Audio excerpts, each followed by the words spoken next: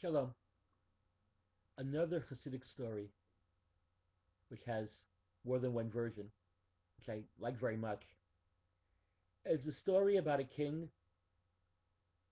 who built a beautiful palace and wanted the most exquisite throne room ever had by any king.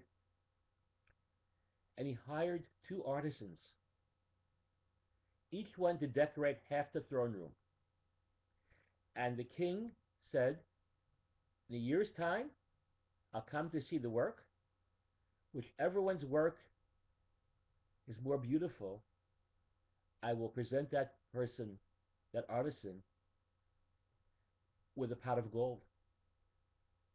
One artisan started working immediately.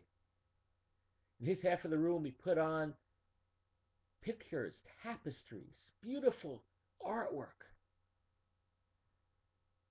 from all over the world.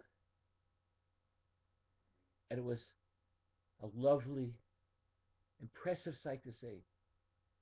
The other artisan said, I have time. Whole year. And days turned into weeks, weeks turned into months. The time was almost up. And he thought of an idea. I will cover the walls of my half of the room with a shiny substance. It'll be like a mirror. And will reflect whatever's on the other side of the room. When the king came to inspect, I hear there are two versions. One version says, beautiful. I'll give the guy who actually decorated the room, I'll put the pot of gold there. The other guy can have the reflection.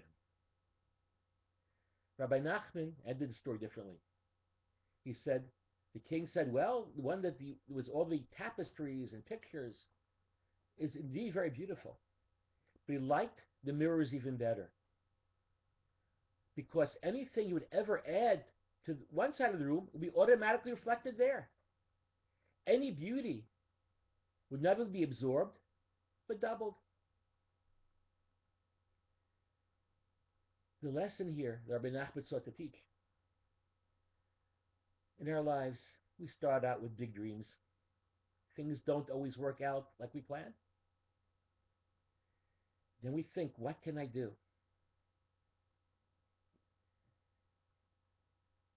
Sometimes the best way to live our lives is to reflect what others have done. To seek out great teachers, inspirational teachers, and be a mirror to what they have to say.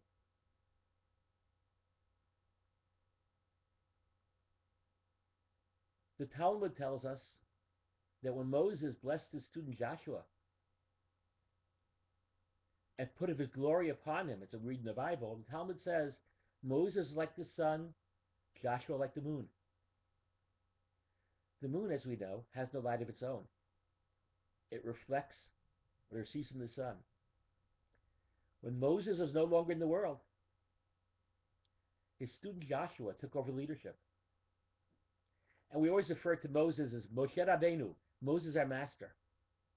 We don't call Joshua our master. We refer to him respectfully as Joshua. But his greatness was he reflected Moses to the next generation. How wonderful to reflect the Moses, Rabbi Akiva, Hillel, Shem Tov, Rabbi Nachman, reflect in our lives, bring that light to the world, to others, and to make a lovely shining light, just as the moon reflects in such a beautiful way the light of the sun. Let's be mirrors. Shalom.